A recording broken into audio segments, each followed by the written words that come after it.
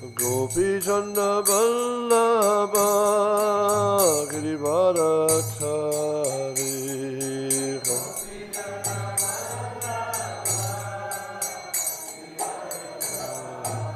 Yashoda Nandana Braja Jana Ranjana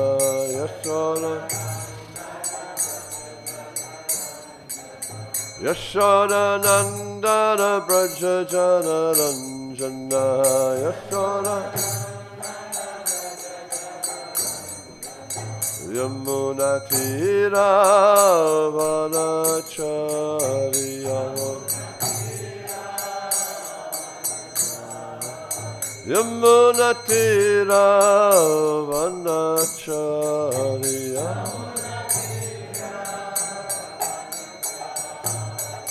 Jaya Radha Madhava Kunja Bihari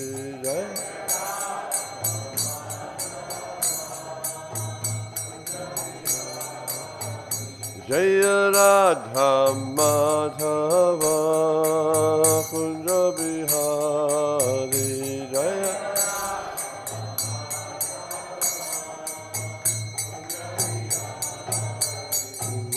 Gopi Jana Vallabha Girivarathari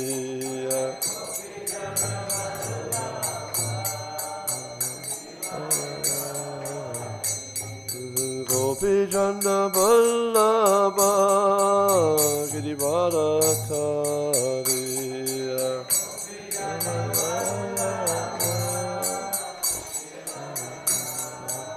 Yashoda Nandana Braja Jana Ranjana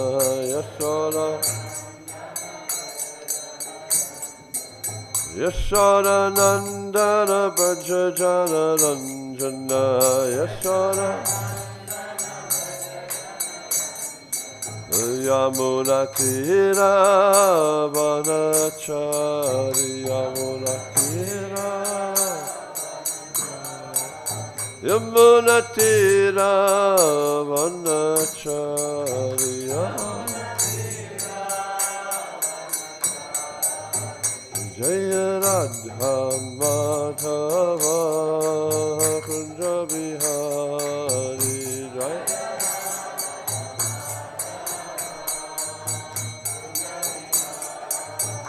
Jaya Radha Madhava Kunja Bihari Jaya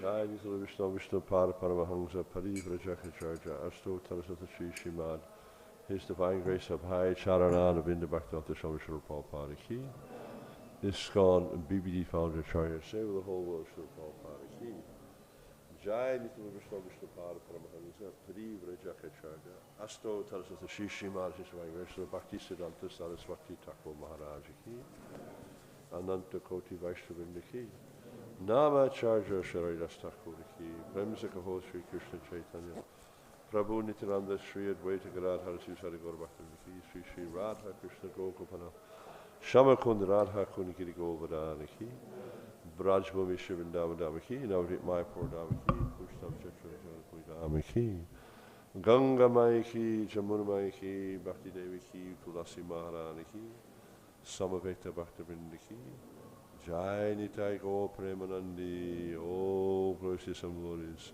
all glories to some glories, all glories to some glories, all glories, Lord of Fida Sri Gaur and Sri Gauranga, all glories to Prabhupada, Sri Advaita Acharya Prabhu Ki Jai.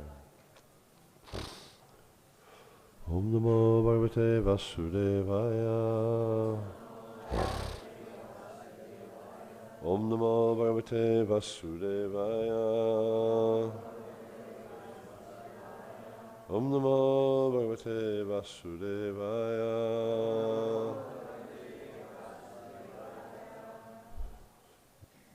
Devahuti uvāca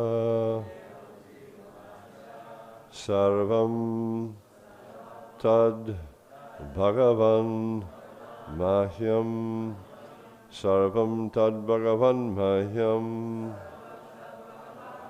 sarvam tad bhagavān mahyam upovāha pratiśrutam upovāha pratiśrutam upovāha pratiśrutam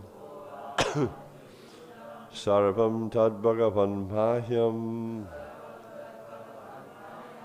upovāha pratiśrutam athāpi me prapannāyā athāpi me prapannāyā athāpi me prapannāyā abhayam dātum arhasi abhayaṁ dātum arhasi abhayam dātum arhasi athāpi me prapannāyā abhayaṁ dātum arhasi devahūtir uvāca sarvam tad bhagavān mahyam upovāha pratiśrutam athāpi me prapannāyā abhayaṁ dātum arhasi devahūtir uvāca sarvam tad bhagavān mahyam upovāha pratiśrutam athāpi me prapannāyā abhayaṁ dātum arhasi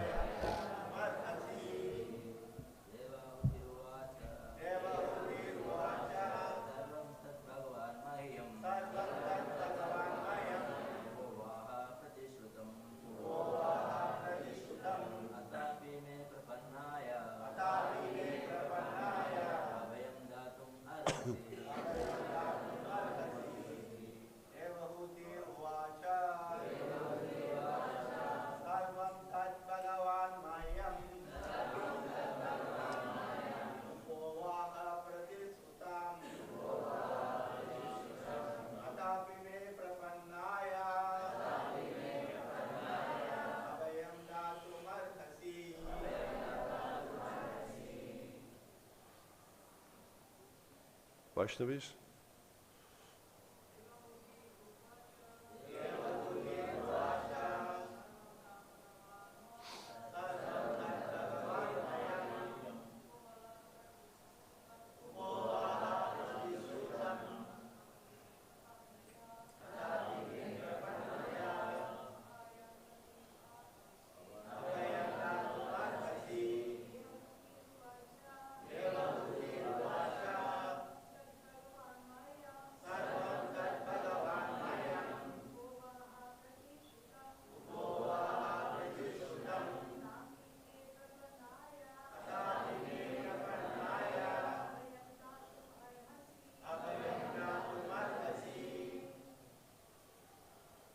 Devahuti, Devahuti, uvāca, said, sarvam, all, tat, that, bhagavān, your Lordship, mahyam, for me, upovāha, has been fulfilled, pratiśrutam, promised, athāpi, yet, me, unto me, prapannāyai, unto one who has surrendered, abhayam, fearlessness,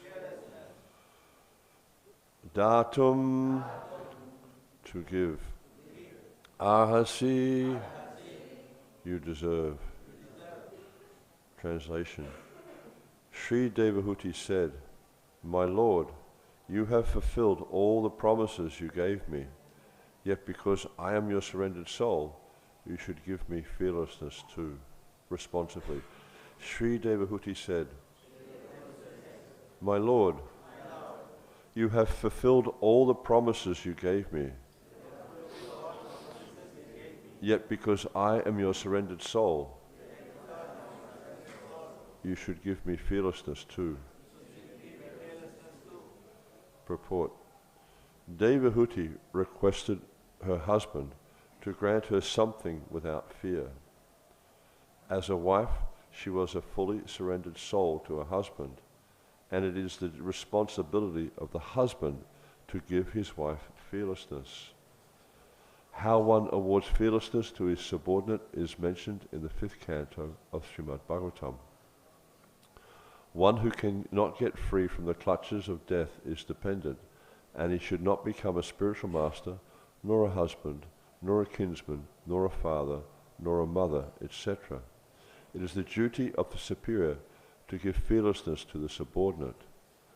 To take charge of someone, therefore, either as a father, mother, spiritual master, relative, or husband, one must accept the responsibility to give his ward freedom from the fearful situation of material existence.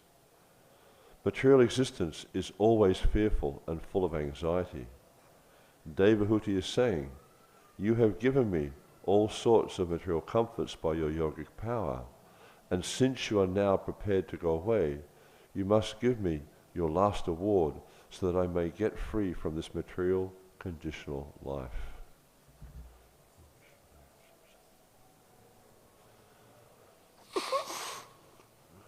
So this is the basically the concluding section of this chapter.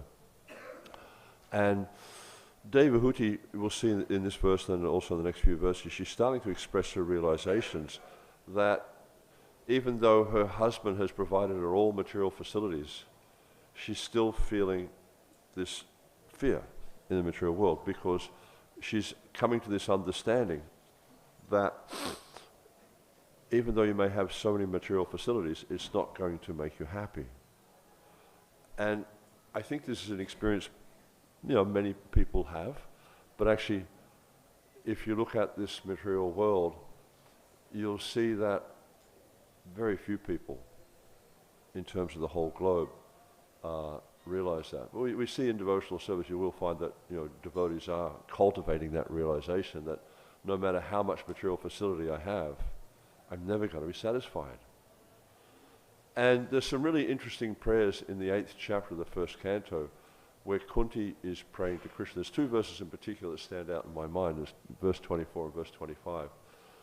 First off, she prays to Krishna, because this is sort of starting to get into her prayers to Krishna. She says, you've protected us from so many different things. You protected us from the great fire, from the cannibals, from the poison cake, from the vicious assembly. So many different things, and the army where the great generals fought. I mean, obviously, without Krishna's protection at the Battle of Kurukshetra, how could they have won? The odds were stacked against them. The army on the other side had so many more soldiers and so many more great generals. And it's interesting, from this story of the Battle of Kurukshetra, we can see the faith of the Pandavas. Because you remember before the battle took place, Duryodhana and Arjuna approached Krishna to ask him for his help at the battle. Duryodhana, he asked for an Akshahini division. He said, because Krishna said, I've got my soldiers, I've got myself. What do you want, Duryodhana? He said, I'll take the soldiers. And Arjuna was very happy with that because Arjuna knew that if Krishna wasn't on his side, it wouldn't matter how many soldiers he had, he couldn't win. And there's this statement that Prabhupada will quote sometimes, is Raki Krishna Mari Ke, Mari Krishna Raki Ke. If Krishna desires to kill you, nobody can save you.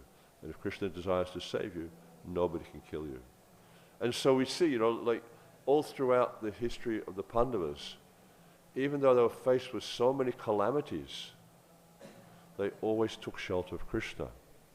And then in the verse after that, the verse I just mentioned, Kunti she prays, Vipata Shantata Shashat Tata Tata Jagat Guru, Bhavato Dashram Yashat, Apuna Bhavadashram.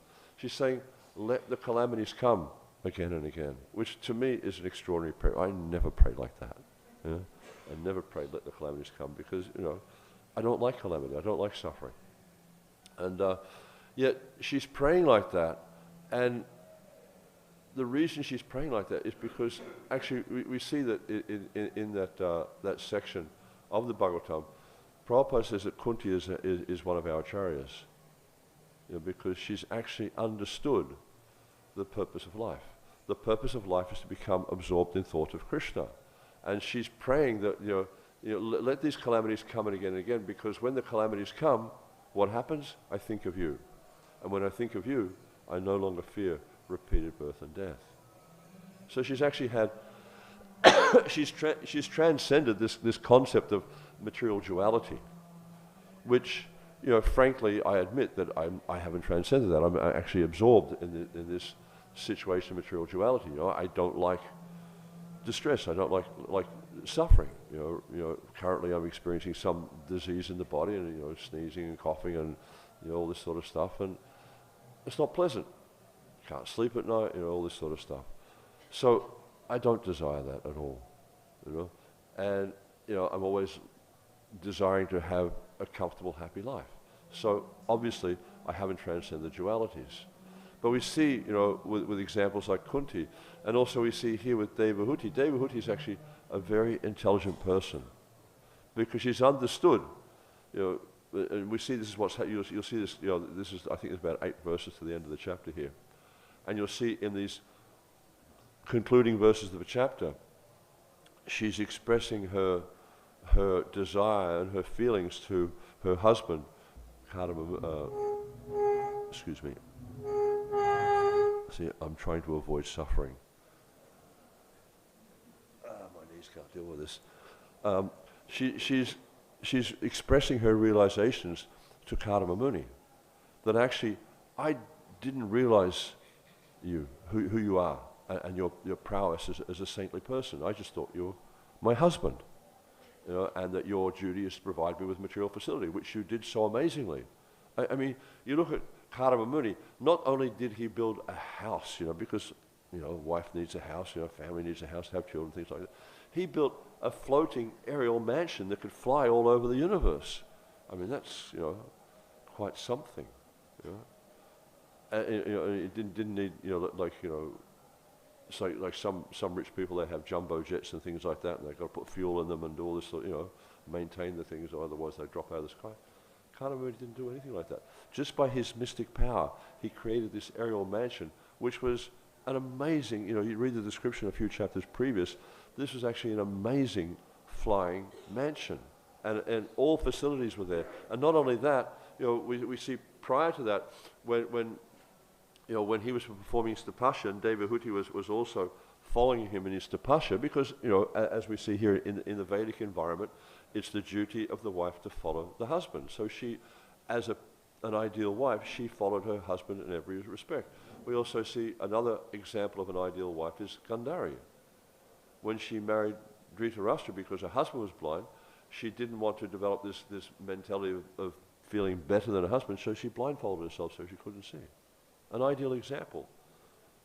And of course, you know, very different age. We don't find too many ideal husbands and ideal wives in this age. Of course, you know, we always try our best to be an ideal, you know, spouse, and, you know, to guide our partners in Krishna consciousness. But Kali Yuga is a very different time, a very, very different time.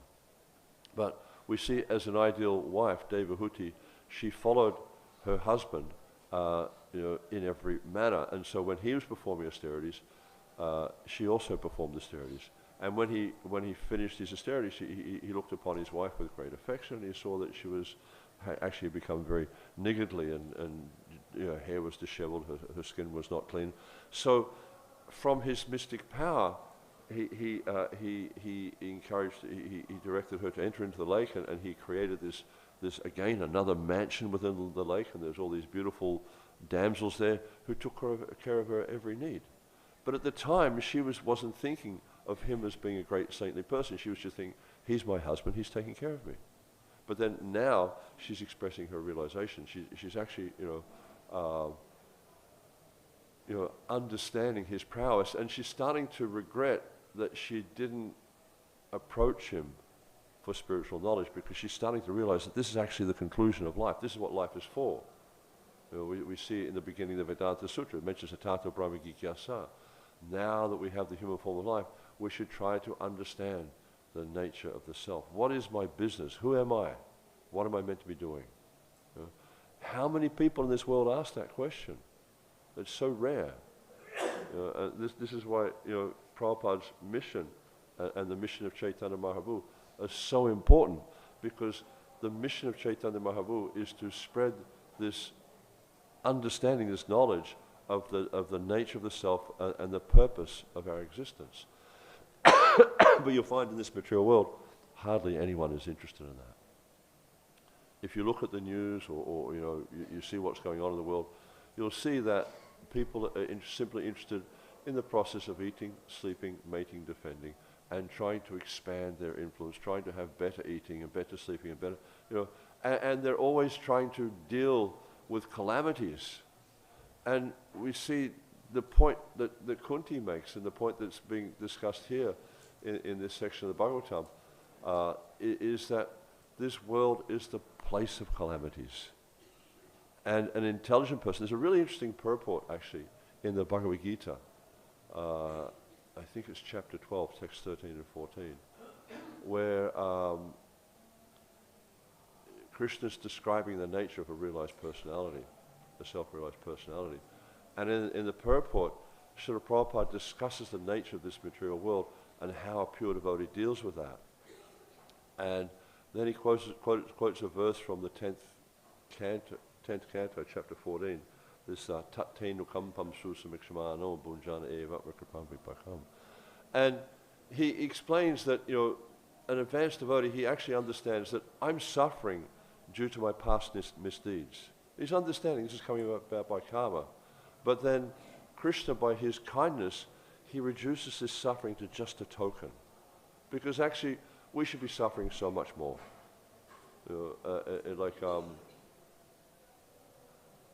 I had an experience recently where I had a gallbladder attack. And it was quite a painful experience, like all night long. And this has kind of just helped me to realize that in this material world, when you're suffering, no one can really do anything about it. You just have to go through it. But the suffering was intense. And in the end, I wound up going to the hospital and getting the gallbladder removed. And it was quite a lesson for me, because I realized that, we're really alone in our suffering, in a sense, because no other living entity in this world can do anything about it. The only shelter we have is Krishna.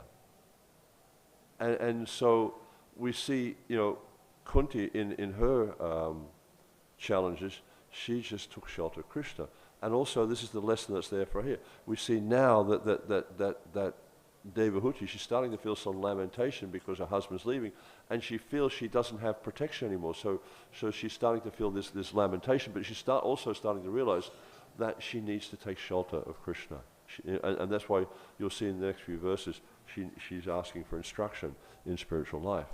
And so in the Gita purport I was just mentioning, Srila Prabhupada, he makes a very interesting statement. He's explaining how the devotee sees that all this suffering is coming due to our past sinful activities, and that I should be suffering so much more than what I'm suffering now. And then Srila Prabhupada, he sums it up in a very simple statement. He says, therefore, it is better to suffer than to protest. But we see in the material world, everyone's protesting. They don't want to suffer. But someone who's intelligent realizes that this is coming about because of my activities. It's not due to anyone else. Our tendency is to blame everyone else.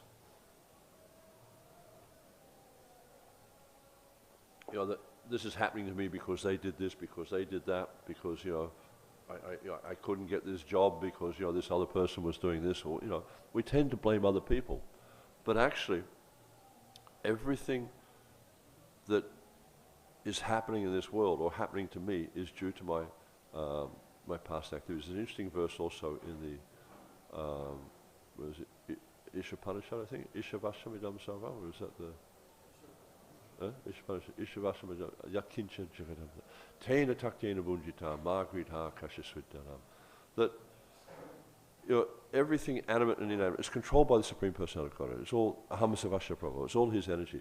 And he allocates things to different people, different living entities, according to their desire and according to their karma.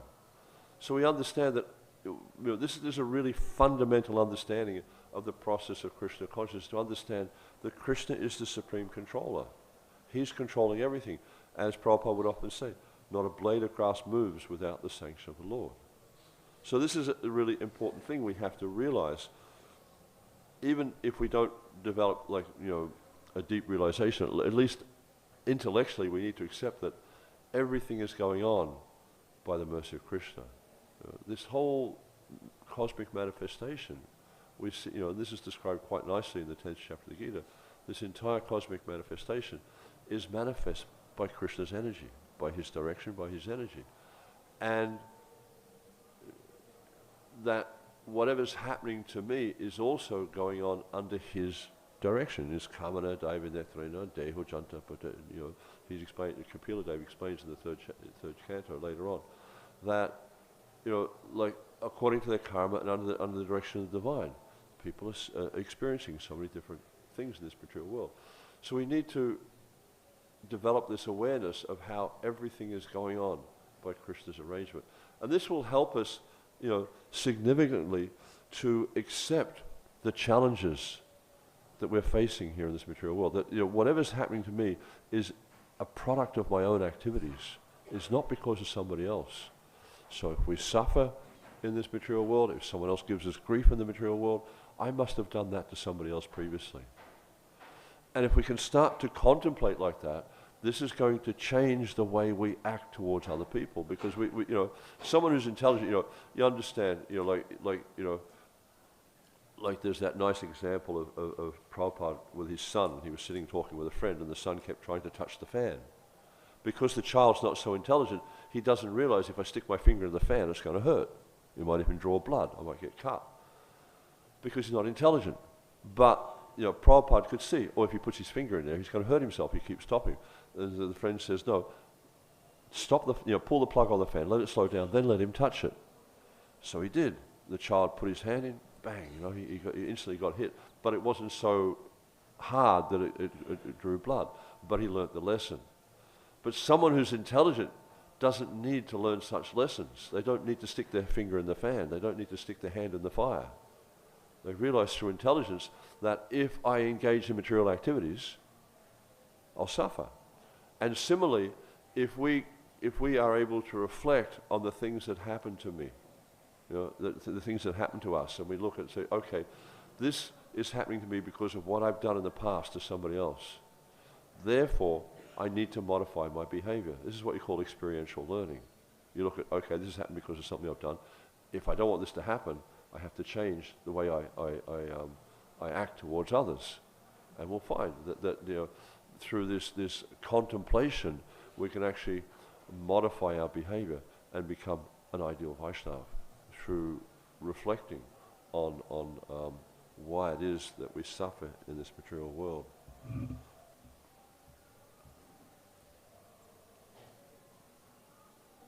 Yeah, and so we find in this material world that mostly people are just trying to adjust calamities. As I was mentioning before about the news, if you just read what's going on in the news, especially in relation to Europe and places like that now, so many calamities going on. Yeah? And they'll conclude it's all due to external influences.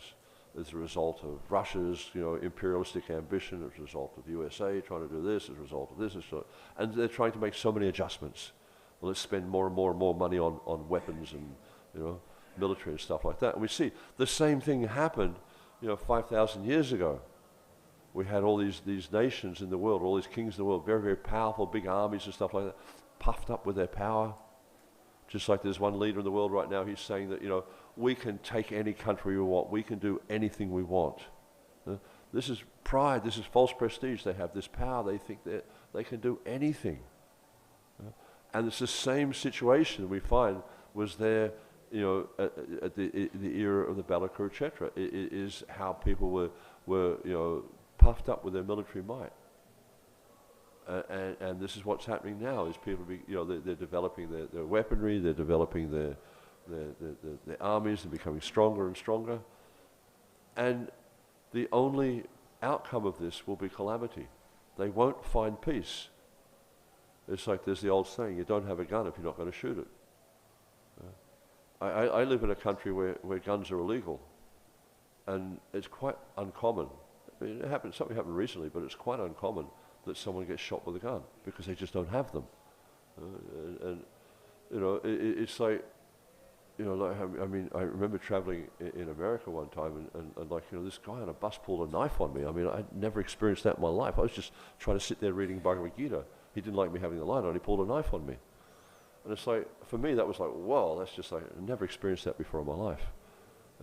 So you see that people, and they have these things because they feel fearful, they feel threatened, they think, if I have a gun, if I have a knife, if I have this, I can, if I have an army, I can protect myself, I can protect my family.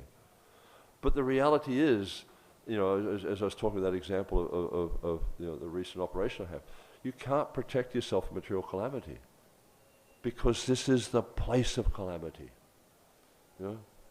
If you go stand out in the rain and you start complaining about getting wet, what do you expect? You're standing in the rain, you're going to get wet. So it's the same here in this material world. You're experiencing calamity. What do you expect? This is the material world. It's the place of calamity. If you don't want to have calamity, go back to the spiritual world. There's no calamity there at all.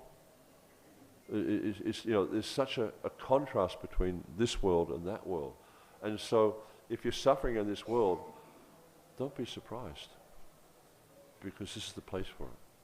And this was like Kunti's realization, is that this is the place of calamity. I'm not surprised that I'm suffering. And that's the realization of an advanced devotee. I'm not surprised there's calamity here, because this is the place of calamity. So we really need to be aware of that. And so an interesting interesting point also brought out here is about the relationship between a superior and a subordinate. These are the words that Srila Prabhupada uses. But and the point of surrender. And this is also brought out in the fourth chapter of the Gita, where Krishna explains, he says, Tadvidi pradipatena pariprashnena sevya upadekshanti te jnanam jnananas tatvadarshana.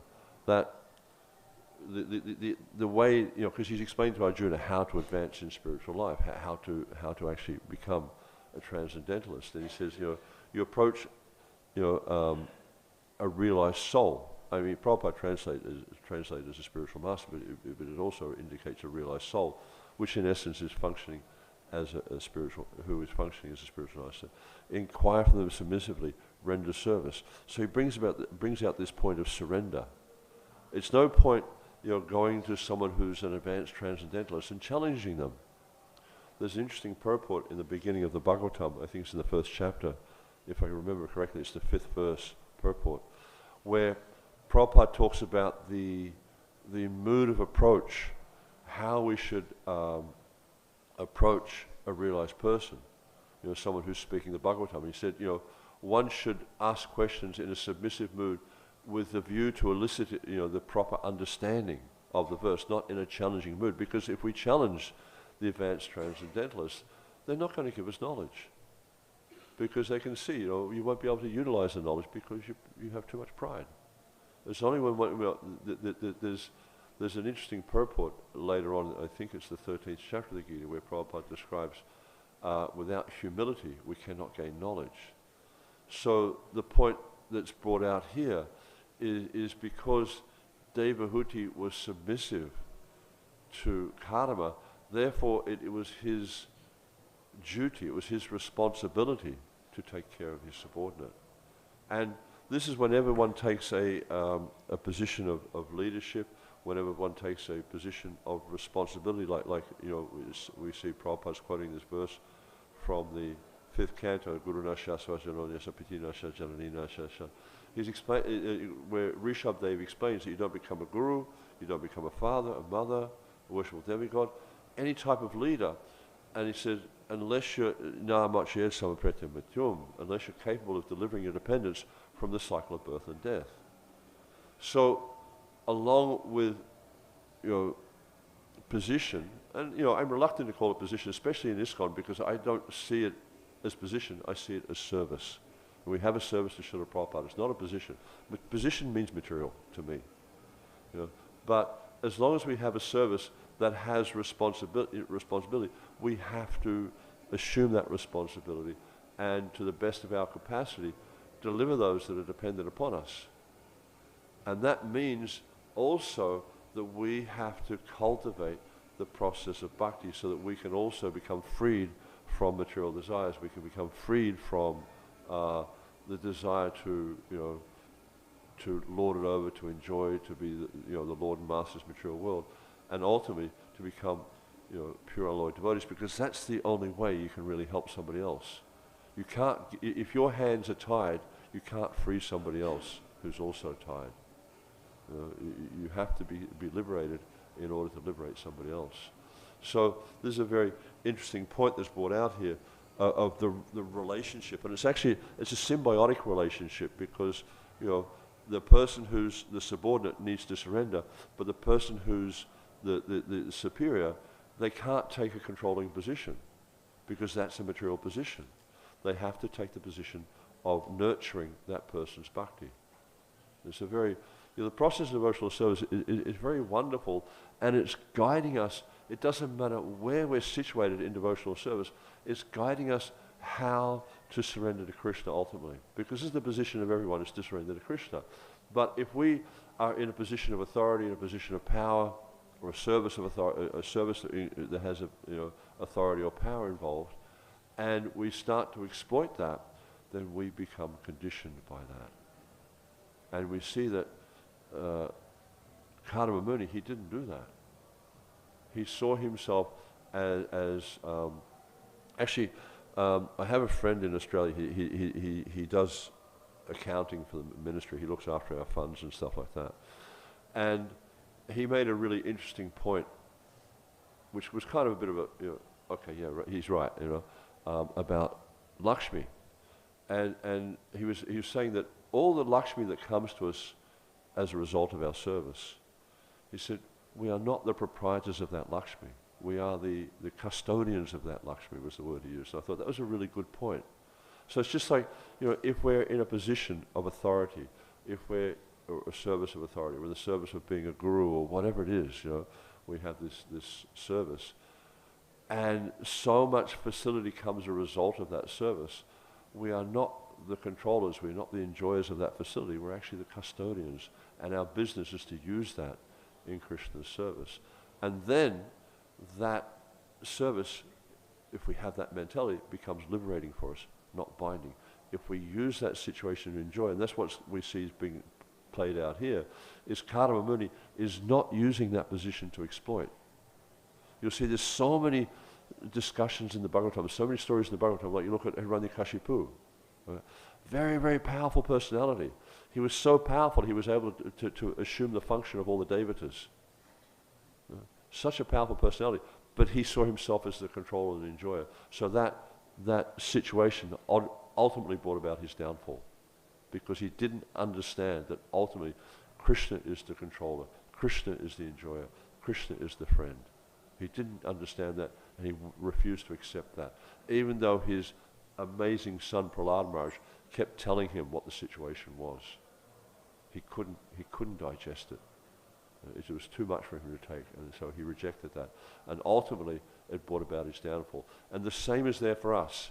If we wind up in a position, and this is why this is a wonderful story, how Kadamba Muni so wonderfully nurtured his wife in Krishna consciousness and provided the situation for her where ultimately she could go back to Godhead. If we don't do that in our devotional life, and we get some authority or some facility, and we use that for our sense gratification, it will bring about our downfall. So we need to be very, very careful because, and it's described in the scriptures that as a result of advancement in devotional service, facilities do come. But we need to keep a perspective on that. Understand that this is actually being provided by Krishna so I can serve. It's all it's there for. It's not so we can become the Lord and Master. And Karma Muni, he didn't do that. So it's such a wonderful example. I also just wanted to make a few comments about this wonderful auspicious occasion of Advaita Saptami. We see that the Gaudiya Vaishnava calendar is decorated with so many festivals. It's just, you know, and like in Mayapur especially, it's like, you know, there's this, a Kandida Utsav, you know, this never-ending festival. It's like every day in Mayapur is a festival. Like yesterday we had the elephant procession, the day before was for Sant Panchami, and now it's Advaita Saptami, and the things are celebrated so wonderfully here. There's a very interesting discussion in the 9th chapter of the Adi Leela. It talks about the tree of bhakti, the desire tree of bhakti, which was, and this is a description that Bhaktivinoda Thakur gives, or you know, he describes this, and it talks about how there's this seed of bhakti was sown in the heart of Madhavendra Puri, and then the seed fructified in Madhavendra Puri. Then it was transferred to Ishra Puri, and then it was transferred to Chaitanya Mahaprabhu, and that tree grew. And how Chaitanya Mahaprabhu not only is he the gardener, but he's also the trunk of that tree. And the roots of those trees are Paramananda Puri and all those other great sannyasis.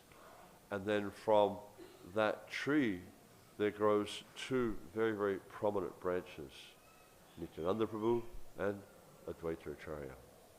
So Advaita Acharya is quite an extraordinary personality. You know, you read some of the pastimes of Advaita Acharya. Very, very extraordinary personality. It's described in the beginning of the, I think it's the 6th chapter of the Adi Leela, how Mahavishnu has two features. He has the efficient cause, which, you know, creating all the universe and stuff, and then he has the Advaita feature, which is he descends as Advaita Acharya. Advaita has different, like Advaita itself means non-dual. So it doesn't mean that Advaita Acharya presents impersonalistic philosophy, but at one point he did, just to get chastised by Lord Chaitanya, because Lord Chaitanya was always glorifying him as his superior, and he didn't like that. But it means that he's non-different from God. Yeah? And Acharya means he teaches. What does he teach? He teaches bhakti. So very, very extraordinary personality. Actually, I took a few notes, because there's so many things to remember about Advaita Acharya.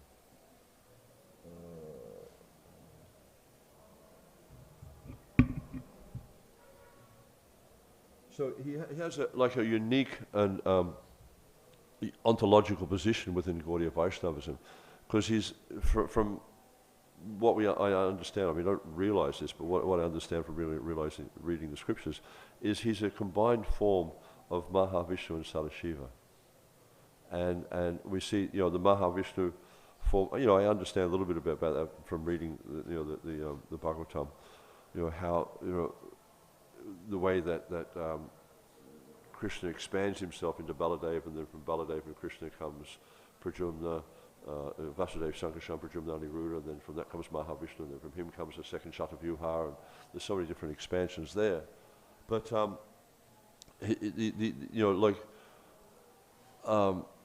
he has this position, Advaita, he actually has this position of being, you know, non-different from the Lord, but he appeared. Well, not only, you know, he appeared is like the one who brought Krishna here, or brought Chaitanya Mahaprabhu. He you know, we know the story of how he, you know, he saw the difficulties going on in this material world, but felt himself incapable of doing anything about this. Even though, you know, he is Mahavishnu himself, he still felt this incapacity to try to change things. So he said the only way, you know, he felt that the only way I could do anything about this is to inspire the Lord himself to come. So he set about worshipping, you know, Shalagram Shila. We know the story. He worshipped Shalagram Shila, and with Ganges water and Tulsi, and as a result of his fervent prayers and his worship, the Lord came. So we see he's a servant. He functions as a servant of the Lord, but also he's the one that causes the descent of the Lord. He's what they call the invocator of the advent of the Lord. But also we see in that that verse, Panchatapa Makam Krishnam Bhaktarupa Surupam Bhaktavataram Bhakta, that he's actually the Bhaktavatar. He functions as and this is one of the kind of, I guess, in a sense you could see a conflict that was happening between him and Chaitanya Mahaprabhu, because Chaitanya Mahaprabhu was always worshipping him and offering him respect, and Advaita Acharya, he didn't like that. He felt very uncomfortable because he was taking this mood of a devotee, this mood of serving the Lord, because he accepted Chaitanya Mahaprabhu. He is God. He's descended to deliver the Yuga Dharma, and it's not proper that he addresses me like this because I'm only his servant. So as the pastime goes, he started to present Mayavadi philosophy, because he wanted Lord Chaitanya to chastise him. He wanted to take this inferior position. And so Lord Chaitanya, he chastised him very, very severely and wanted to banish him from his presence. And this made Advaita Acharya very happy, because he'd finally been chastised by the Lord. So it's a wonderful pastime. And yeah, he's also, because I mentioned that point about being Acharya, he's also, in one sense, he's the guru of all the Vaishnavas, because he's presenting this philosophy of Krishna consciousness. And I just want to share a few experiences I had here when we installed the Panchatattva on the altar. I don't know how many of you were here when the Panchatattva was installed. It was quite I didn't sleep very much for about 3 days, and it was quite an experience. We put it, because when the deities arrived here, was anyone here when that happened? It was an amazing, I remember you were there, it was an amazing experience, wasn't it? It was just like, when the deities got down the yoga pit, all the devotees went down there to meet them, and it was like, this sense that the Panchatattva arrived. It was really, it was really obvious that the Panchatattva arrived. And then there's all these arrangements made to get them into the temple. It took 1 day just to get Lord Chaitanya into the temple, because like the door was too narrow, and there was this whole debate going. First off, the crane that was arranged was too small. It couldn't lift Lord Chaitanya, so we had to get a bigger crane. And then we got him on this dolly, and we were able to bring him in, and the door was too narrow. And so we had to have this whole debate, because they just finished, this Panchatattva extension was just finished, and they just, the door was just, they didn't want to break it, so we had to break the side of the door, and they didn't want to do that, because it was all nice and new, but it was the only way we were going to get the deity in. So, and then when we got him up onto the altar, I seem to remember we put a Advaita Acharya up first, on that side.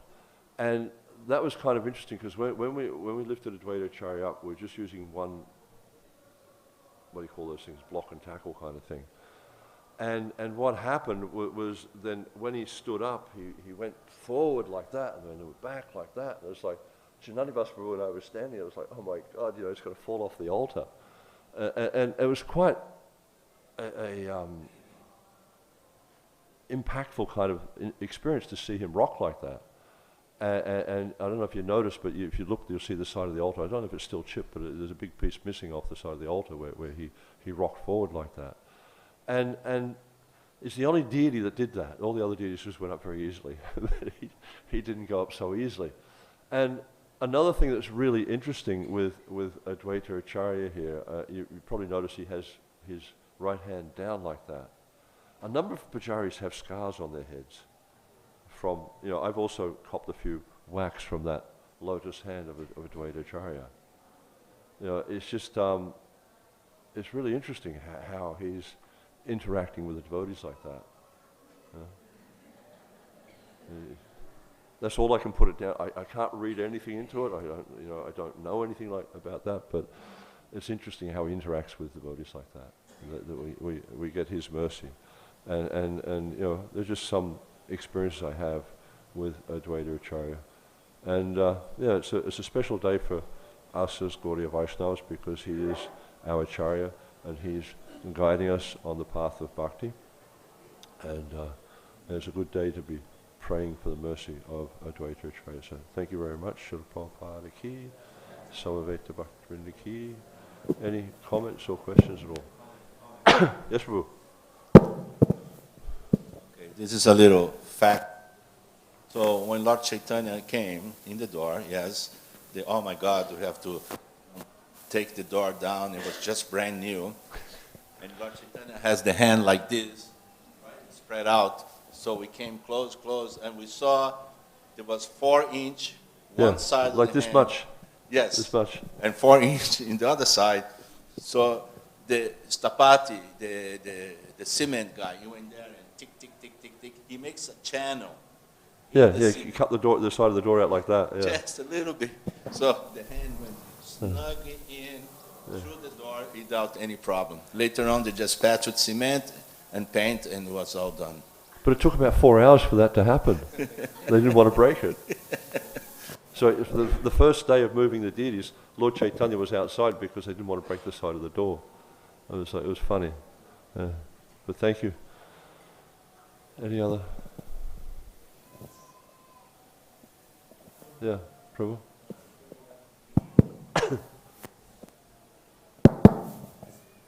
Hare Krishna. Prabhu, you were talking about in the part of the Śrīmad-Bhāgavatam verse about how when devotees get suffering or are exposed to suffering, it's we take it that it's our past sinful activities, and it's just a little token. Has it ever happened that Krishna gives suffering to devotees even if they don't have, even not related to past sinful activities? And does it matter? Well, I mean, if you look at and this is interesting, I think the 9th chapter of the 1st canto is the passing of Bhishmadev. And he reflects upon the situation with the Pandavas, how they suffered so much. Now, the Pandavas are eternal associates of Krishna. How could they have performed sinful activities? So we can understand this is due to Krishna's pastimes, and he wants to glorify his devotees. And we see how you see this with so many situations, like with Bhishmadev. Bhishmadev is, Yudhisthira was feeling, remorseful because so many people were killed for him to be the emperor, and he couldn't run the kingdom because of that remorse. He just didn't want to be the emperor. Vyasadeva tried to convince him it was okay.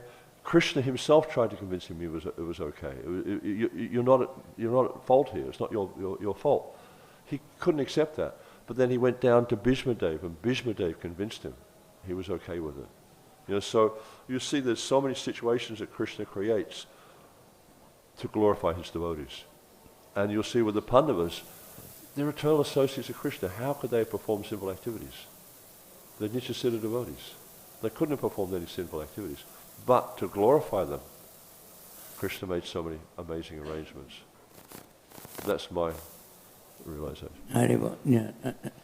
One time, Srila Prabhupada was speaking, this was early in America, and one guy just started screaming at him and insulting him, and really heavy, and all the devotees got really angry, and Prabhupada said, no, it's all right.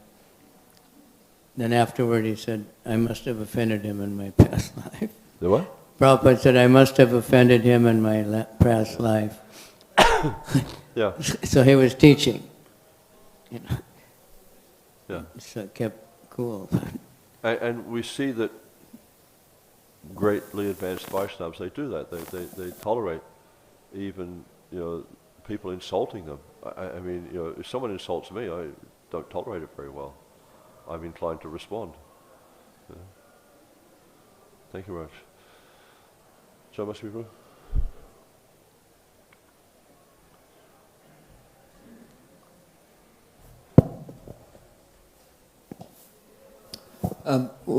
We understand from the Bhakti Rasamrita and other aspects or other places in the Shastra that when one takes up pure devotional service, he's no longer under the laws of karma. So,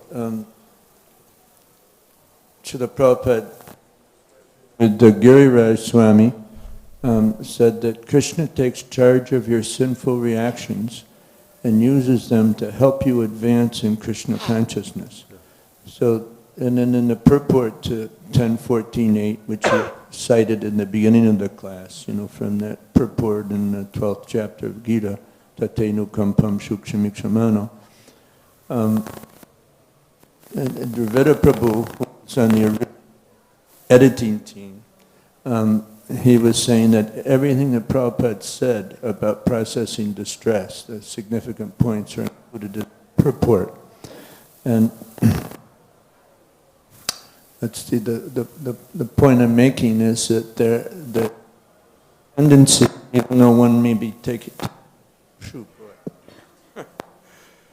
there's a tendency based upon our trajectory in multiple lifetimes to act in certain ways. And so the reactions, the sufferings that devotees undergo are arranged by the Lord to curb this tendency and proper platform. I think Krishna wants me to say anything. This game doesn't work. So, all right, I think I said enough. Yeah. But I think also like these I mean, at least my experience has been, when we experience suffering, if we can contemplate, probably needs a new battery, if we can contemplate that this is coming because of my past misdeeds, it's going to change the way we do things. But if we just barrel along blindly in our life thinking, this is because of that one, and this one did this to me, nothing will change. And the whole thing just becomes, the false ego just gets more and more out of control. But if we contemplate that this is because just like Maharaj was saying, Prabhupada said, I must have offended him in my past life. It's my fault that it's happening to me. Therefore, I have to change what I'm doing in order to change the outcome. Right, so one point, that I was making, that it is actually Krishna. When one sees Krishna behind it, then it's much easier to process. For sure. 3 times I taught a course, it was called the Transcendental Judo Seminar. And just like Nrsimha Kavaca Prabhu, if you get really upset with me and come to punch me in the nose with the idea of breaking my nose, but I take that force, because I got a black belt in judo, and I flip you over with it. So this course that I taught was based upon the first 4 lessons of Nectar Devotion, coming to the point of kleshagni, freedom from distress. And if we actually understand the philosophy properly, like Queen Kunti did, Vipada Tantu Vipada Shantuta Shashvat, we can actually flip the distress over and turn it into bliss with an understanding, as you're mentioning, this is coming about from our past activities, and we need to go through some major reform that can be actually quite blissful. It doesn't have to be suffering as the materialists see it. Tigache? Śrīla Prabhupāda ki, Samaveta Bhakta Vrinda ki, Jai Nitai Go Premanandi.